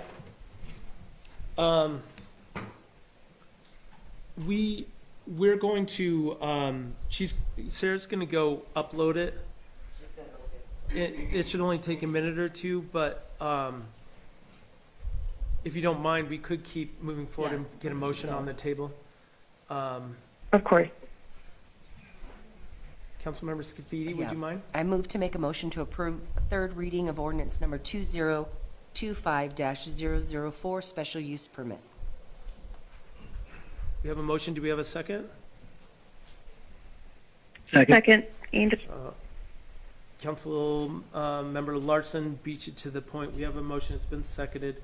We'll get that uploaded here in just a second, but this is back to, this is Mr. Sanderson's attempt at our filling any gaps in the system that might come up. And I I'm do not. have a question. Yes, please. Is that okay? Yeah, go ahead. For the special use permit, and this is probably more for planning and zoning, if someone wants a special use permit, they still need to be following our land use development code, like for public health and safety.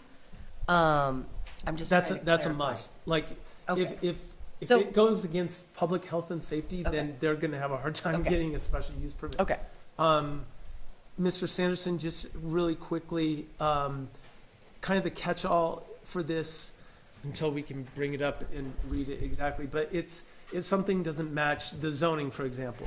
If it's something that you don't really qualify as a variance, right? And it's just kind of a one-off thing or an odd thing that doesn't fall within the categories.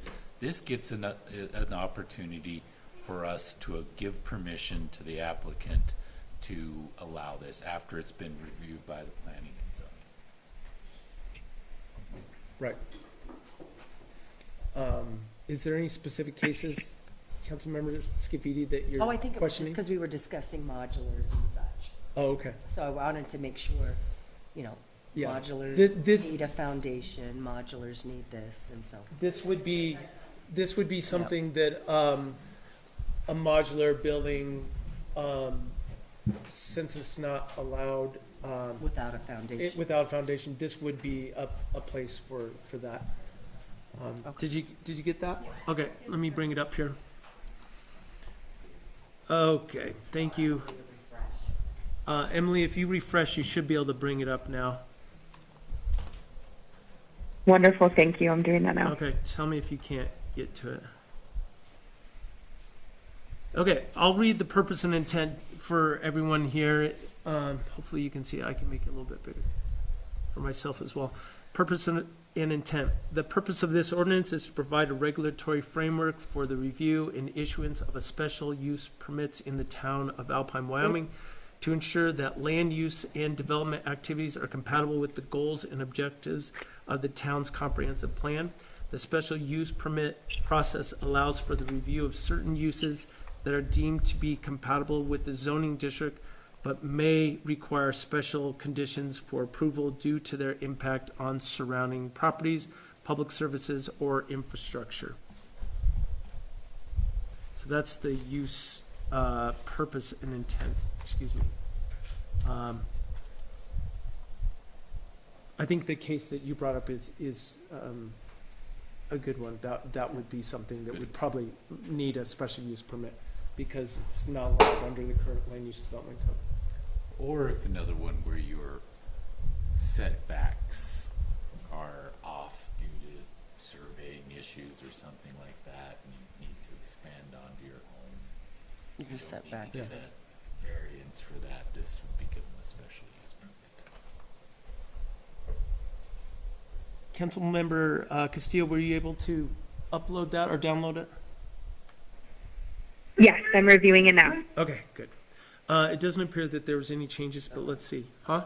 There was a few. Okay. And so we just made some. Sorry, Gina, myself, and Sarah reviewed that since the last reading. And we did make a couple clarifications about what needed to be submitted, because Christine and Gina had reviewed it and had some comments.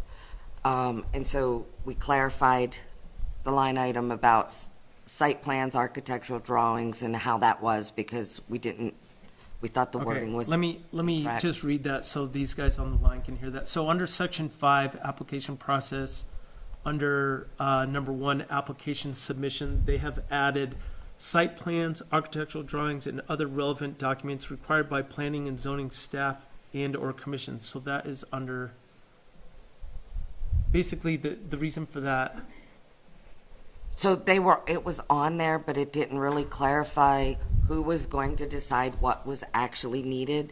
And with a special use permit, the upfront requirements could be very broad. So we changed that to say that the staff may be able to recognize that certain drawings will be needed to go to planning and zoning for review, or that the planning and zoning commission themselves may say, when we get there, that we need more. And that was to allow either of those bodies to say we need this information, to give them that authority, because they didn't have it in the first draft. Okay. So then you've also added planning and zoning review to number 2. It said staff review Okay, before. yeah, it needs to say planning and zoning review. Then under public hearing, they've added, it now reads, a public hearing shall be scheduled and the applicant shall provide written notice to all owners of property within 500 feet of the property The 500 feet was added. and other interested parties as prescribed by the town's notification requirements. The 500 feet was added because it's kind of throughout the land use development code. It's really uniform now. Then under final decision, basically it now says the town council shall make a final decision to approve with conditions, or deny the special use permit. Let me see. And then down on the top of page 3, it used to read the town council or planning commission. They have striked planning commission off of there, so it now reads the town council may impose conditions on the issuance of a special use permit, including but not limited to, and then those are all the same. And then same for section 8, we have striked or planning commission. So the first sentence now reads, any applicant or aggrieved party who is dissatisfied with the decision of the town council may appeal to the decision to the town's Board of Adjustments. So, does anyone on the line have any questions on that? What is the town's Board of Adjustment? Great question. That is a board of the town council plus 2 members, Planning and zoning, plus 2. planning and zoning plus 2 members. 2. No, but doesn't Mr. Mayor? Hold on one second, Councilman Lush. Doesn't town council have a board of adjustments too? Or is it, Well, basically, if the town council is saying no, you can't review as a body same. your own decisions. So Okay. you would have a board of adjustment, somebody from Planning. planning and zoning and from. That would break the vote. and to clarify, I don't think we've ever appointed that, so, and nothing's Haven't, come up. I guess it would be, if you had an appeal, that then you would. We would appoint, okay. Councilmember Larson? I guess that was more my clarification is, as far as the Board of Adjustments, doesn't that happen before it goes to the town council? So if the Board of Adjustments says yay or more specifically nay, they appeal to the town council, with the town council having the final word? In this particular case, so this is the town council's decision. That's why we've striked the planning commission. So ultimately, the application is going to be heard in front of town council.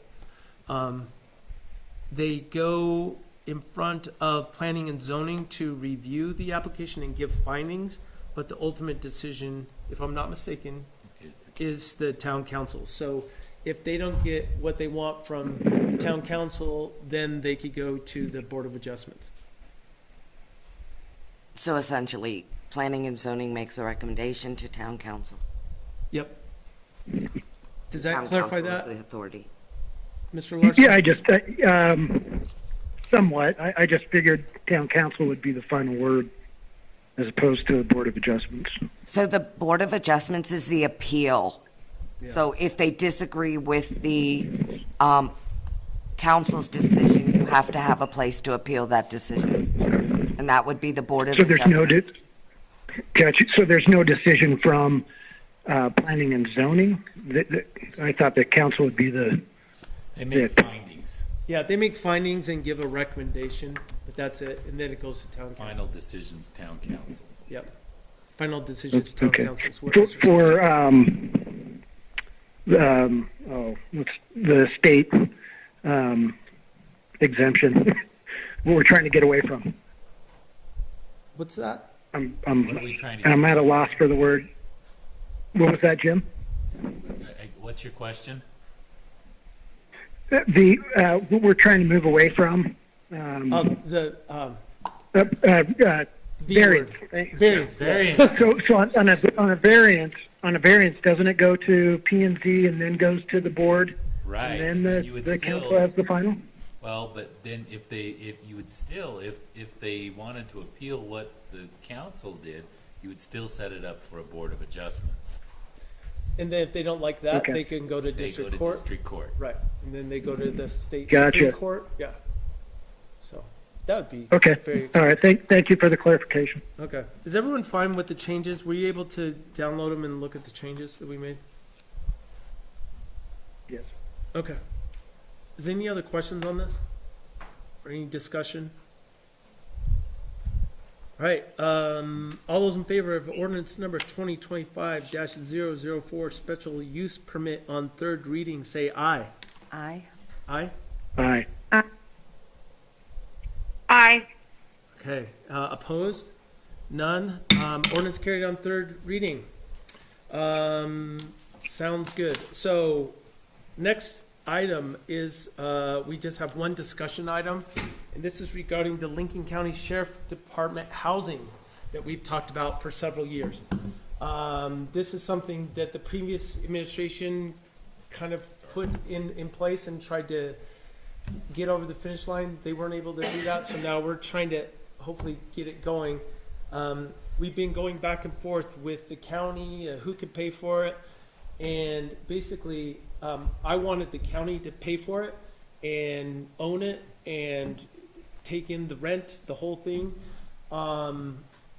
They're really not wanting to do that. So, but they are willing to loan us the money to build this house. And it would be part of their revolving fund that they have, and it'd be like a 1% interest rate. They just have to have this fund that has money coming in and out of it. The number that was thrown around was 500,000. In the time that we've been talking to the sheriff about this over a year's time, like, you know, the cost of building is maybe $400 a square foot. So what type of a house can we get for 500,000? Again, the town is donating the property to this project.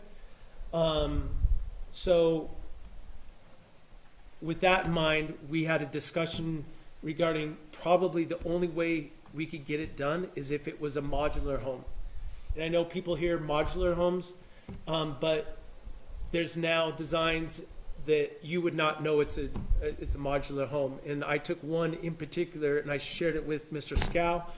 And because this is actually almost across the street from his house, but also in the neighborhood that he lives in. And Mr. Scow, if you don't mind, do you mind giving, you had a discussion with some people on your HOA ARC, and what was the feedback that you got?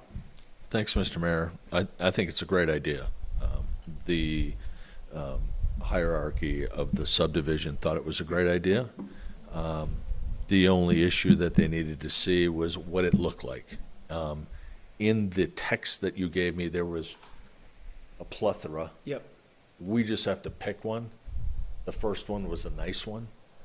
yep. But we'd have to see what that looks like and what the cost of it was. But I think that if the ARC approves the design, they were amenable to it, and they were willing to do some reduction on fees. I mean, that's coming from Lisa Paddleford, and so I think it's a great idea. We just got to make sure that everybody checks off. Yeah, and the goal, we don't want to put a single wide trailer on the piece of property. Of course, that would not fit into their neighborhood. But I think that this would be really the only opportunity we're going to have to get a deputy that lives in the town of Alpine. Of course, the cost of building is going up constantly. If they're open to that, then we can go back to the county and say, what's the next step? But we actually have the new president of the HOA here, if I'm not mistaken. Heather, that's you, right? Yeah. But so, oh, Heather's gonna come and, oh, good for you. Heather Goodrich, President, Alpine Meadows, POA. So I just want to add to that. I would say the ARC and the board are amenable to listening. Yeah, Here's the sort of the caveats. We would expect the owners to adhere to our guidelines in terms of number of unrelated adults that can live in a house, how long the lease would be for. Our leases can be no shorter than 3 months. We would still definitely want the $5,000 deposit to be paid, to be refunded once landscaping and everything was done. We do have concerns about modulars. I know some modulars can be super cool. I have a friend who builds them in Aspen. They're gorgeous. But we would want the design to be the same standard that we would expect of anyone building a house in Alpine Meadows. In terms of what fees the ARC would be willing to waive, that's sort of up to them because it would be them donating their time. So the board's not going to mandate to the ARC what they have to donate. The board definitely thinks it's great if we can waive as many fees as possible. We're amenable to that, but we're not going to tell the ARC that they have to work for free. So that's sort of up to we asked the ARC to, once you all have some drawings, to share with us just some ideas, then we'll ask the ARC to tell us what fees they would be willing to waive. sure. So that's where we stand. I don't have any problems with any. Okay. We're gonna play by your rules. Those houses it's in your HOA. They're gonna be adhering to your CC&Rs. So yeah, Okay. no Sounds question good. on that. Yeah, I think we're on the same page then. I think the next step is basically to go back to the county and just say, okay, what will you loan us if that's the Right. case? And then, I mean, technically, can we take out a loan? I mean, I want to know how. Jim, do not ruin this for me. Well, I want to say, I would just want to hire a policeman for Alpine. That's way more expensive. I know, well, it's been almost 15. I'm a little concerned just Or- the $500,000, number. I mean, I'm just suspicious we can do it for under 400 a square foot, so even a modular, so Just that's my concern. Modular, and don't, I'm putting this on the record, but don't quote me on this. But this one particular company that I sent to Mr. Scout, it was for a Jackson project. Mm-hmm. So, and it was around $210 a square foot for that. And So- some of the finishes are nice and, Yeah, it's not going to be as nice as the other houses in there, but it's going to be a lot of. well, that's the concern, right? Yeah. Is we want it to be as nice as. Well, that's the thing. I That's mean, the problem. we're not gonna put, I don't know. I think we'd have to get to the bottom of it and pick our own finishes, but I don't know tile versus linoleum tiles, or, you know what I mean, like. Well, some of those I think finishes. especially the outside finishes, just the For sure. curb We want it the curb Yeah. appeal to be like. fit in with the rest of the Exactly. houses. You would not know it. So Okay. there's going to be some back and forth, but until we can figure out, first of all, we'd have to have the commissioners put in their budget how much money they're going to give us. Mm-hmm. Okay. And I've heard a couple different numbers, so Mm-hmm. we have to nail them down. And then from there, we can take the next step. Okay. We can pick a company, see what they can build it for, come to you guys. I would love to see if we could get this done before the snow flies. That's the only way we could do that. Just, So I guess my question is, are you dead set on Alpine Meadows? Because those are the most expensive lots in town. that's.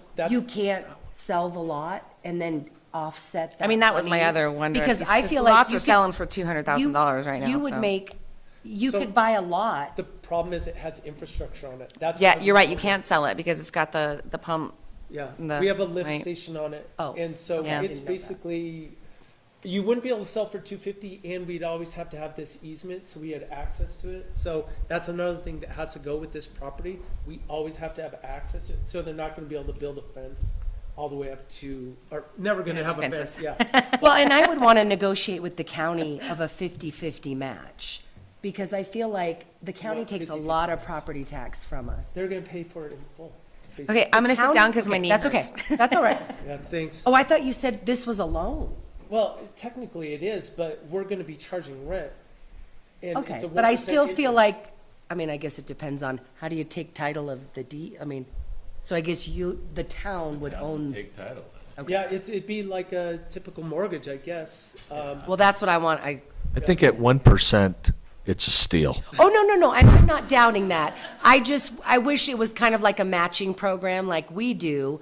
We're providing housing and he's short deputies, so it's kind of like I would like the county to have a little skin in the game, because I think we're providing something that, I will tell They you don't that have their it. revolving fund does, I don't know exactly how much is in it, but they don't have much more than 500,000 in that. So they're actually thinking about depleting a majority of their revolving fund for this one project, which I think is pretty bold of them if they're willing to do it, so. yeah. There's also kind of a question about just workforce housing in general in the county, and I'm trying to push as much as I can. I'm telling the commissioners, if you're not buying land to put a workforce housing on right now, like, you're missing the boat. So the town of Alpine's missed the boat, the county's missed the boat, the school district has missed the boat, Whiteout has missed the boat. Everybody needs to get on board and start doing this. This is the first step. I think it's a huge step. Eventually, we're getting tons of developers that are coming in and saying, we want to do workforce housing. I just spoke to another one the other day. So hopefully it happens for us. We can, pray that it happens. It'll only benefit the town. So this is one step. I think it's a huge step. So anyways, there's no decisions to be made tonight. It's just, in general, wanted to give you guys an update. So it sounds like the HOA is open to it, so we should see if we can come up with a plan with the county. So any questions or comments from anyone online? I would say the more we can flesh out on the negotiation and on the terms, just so there's a little bit better understanding, For sure. that I would appreciate that. Yeah. I also would want to probably chat with Bill Neeb and see with what they're building as far as modulars. I don't know, local. Yeah, I don't know if we'll be able to get the curb appeal that some of these other ones. I'll share with you. Oh, yeah, I'll share with town council the one that we looked at, but. Okay. Yeah, well, thanks for your input on that, everybody. We'll move right into public comment so we can get on with our night. Does anyone have public comment? All right, thank you. Please state your name. Hi there, my name is Haley Hines. I am an Alpine resident and I am a public school teacher. I'm certified grades K through 6. I'm certified in grades 5 through 8 in all subjects. Certified in K through 12 English as a second language, and I have my master's and principal endorsement to someday be a principal. Mayor Green, while I do respect that you mentioned to another member in the audience that you can submit things to public record, I have experienced that something that I submitted to public record was not included, and so I'm going to state it on the record today. Just so you know, you have 3 minutes. That's been our standard across the board. While I do respect that, I kind of also want to, if this was included, it wouldn't have a time You limit. now have 2 minutes and 30 seconds. This is what I submitted and it was not accepted or published into public record. Mayor Green and council members, I am writing to express my concerns regarding the decision made at the March 18th, 2025 Town Council meeting to approve resolution number 2025-009, a resolution to proceed in negotiation of lease with the Alpine Town Council Foundation. I understand in the December 2024 meeting, a similar resolution was denied, which I commended you on, Mayor Green, because there was a lack of data regarding traffic studies, enrollment projects, and demonstrated community interest. Mayor Green mentioned that a community member would be happy to assist a charge in knocking indoors seeking interest. My primary concern is that in the meeting last month on March 18th, 2025, the Alpine Education Foundation did not present any new data to address previously identified gaps. Despite this, the resolution was approved by a 3-2 vote, with Mayor Green's being decisive. Furthermore, I am concerned about the foundation's proposal to utilize the temporary modular school buildings. Yes, those are trailers that they are trying to use as schools, which appear to be which appears to be in conflict with Alpine's land use development code, which is very obvious, which is why we're kind of making some changes tonight. I request clarification, which never came through. As elected officials, you have a fiduciary responsibility to act as impartial stewards of our community to ensure that all decisions are based on thorough considerations of available data. I also submitted a letter to the Attorney General, and that included hyperlinks to certain conflicts of interest, including you, Mayor Green, Councilman Larson, Councilman Burchard, and because that wasn't included, anyone who is in the crowd tonight who would like to view my letter, I have QR codes that I'm happy to provide. Thank you. Thank you, Haley. Any other public comment? Yep.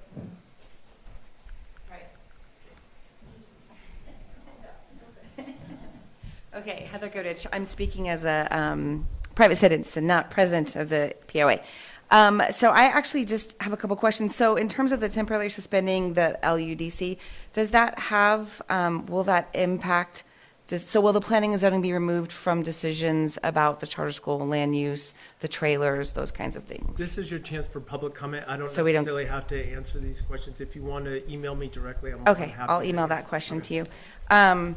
And then I also, well, this is a question, but you don't have to answer it. I'll email the question. I'm just also curious if the town council is aware of the lawsuit that was just come to light, where Carolyn Charette, the founder of APS, was ordered to pay $10 million to her co-founder for embezzling 49% of APS. I'd recommend emailing town council. with those. I will do that. And my concern is that, you know, under this new lawsuit and the amount of financial issues that we're seeing with APS and APA, again, we just have a lot of concerns about what that could mean for the solvency of our town as we, you know, potentially embark in a contract with this person who has all these lawsuits out there. So I'll email that Okay, information thank to you. you. Thank you. Thank you. Hi there, Justin Scott, Alpine resident. I do have some questions about the land use development code. I don't know if this is the place to address them or not, but I'll certainly, if you can answer them or not, this is just in regards to the Riverview Meadows HOA. I'm on the board. Pardon me for my ignorance for not reading the land use development code, but since we have council members here and people from planning and zoning maybe on the record, I can at least get some answers, and if not, I can certainly submit them via email. I guess my first question comes to commercial property. Is there still a 25-foot easement from the center of the road to the property itself? So please, I would suggest these questions, either call the town staff or email, and they'll answer those specific questions Okay, for you. sounds good. And I guess a comment, if you do hire a sheriff, just make sure he's not hiding behind the snowbank at the Legion ball field. Thank you. And just so that I can clarify, oh, sorry, you go first, Anessa. No, it's okay. Anessa Melnick, Alpine Town resident. I just wanted to say, every time I come to these meetings, I know everyone wants more crowd participation, more town participation, and I noticed you signed up for the government text and notes. You can opt in. Thank you.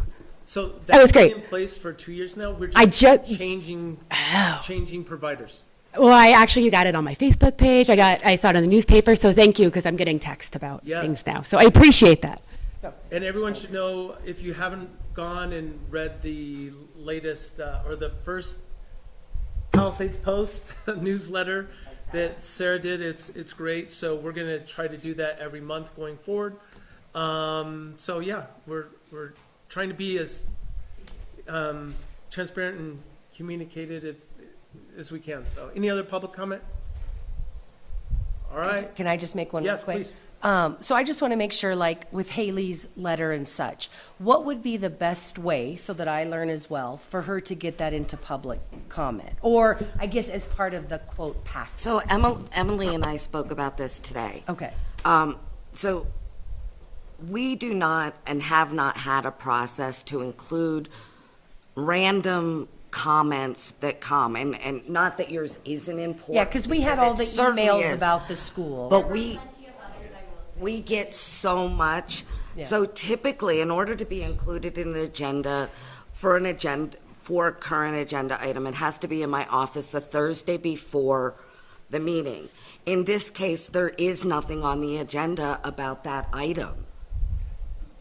So we have attached public comment. So the specific request, and I did forward it to all of you guys. You all got it the next morning.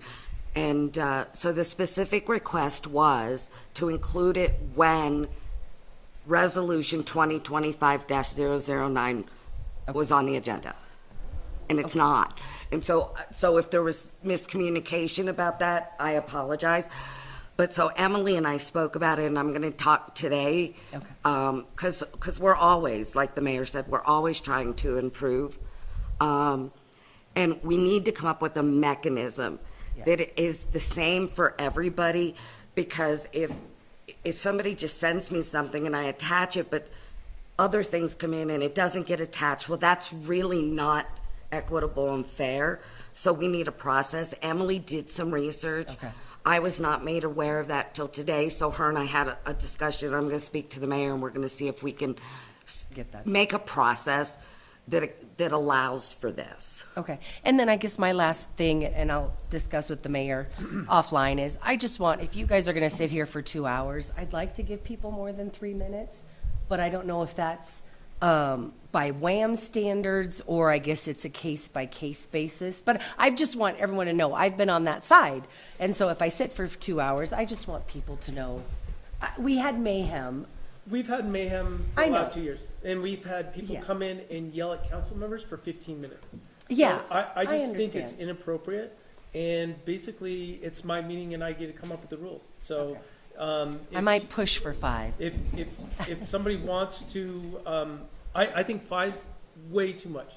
I mean, I just feel like we Haley just wrote- spoke for 2.5 minutes and got to read her whole thing, so. I had a whole nother letter that wasn't included. Well, you still had 30 seconds, and I gave you that opportunity. You could have kept going. I know. I I understand. just want people to feel like they have time to give their voice, because I think that is the biggest, and I faced it too, and you know that. I mean, Mr. Sanderson, can you just clarify or make it clear what responsibilities I have as mayor to accept public comment or whatever, and what's the background on that? Well, the body needs to create some rules as far as that we have Yes. down place. But you are the chairman, you are running the meeting, you have that responsibility, okay? That may or may not affect your political future, all right? So, but until we have something, I believe you have that authority. Now, I would suggest that we have some rules written down on how to conduct the meetings and have public comment. But the problem is once something's been voted on, I guess this is my own question in all this, continuing to come back and rehash it is. That's part of the problem, is that I've heard all the comments, I've read all the comments, I've done all the research on the school specifically, in APA and APS, and I've heard it already. I've heard it from many sources.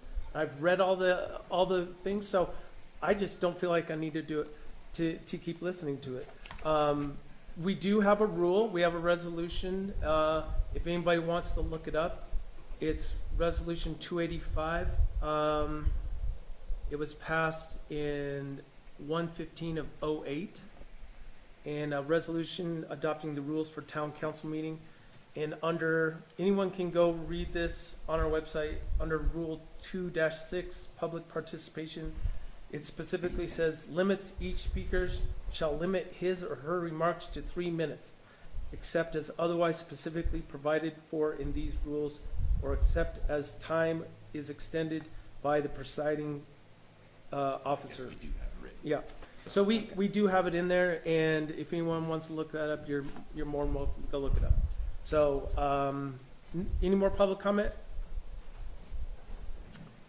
Mr. Mayor, I know we're trying to move forward, but may I make just one last comment to Yeah, wrap us up? We have one more person at the podium, so please. Oh, I apologize. No, go ahead, real quick. Go ahead.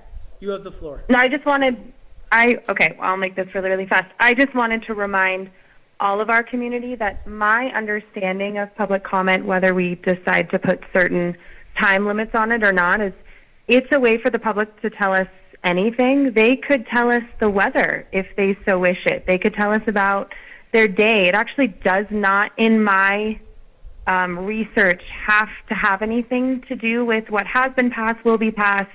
It can simply be whatever they want to share.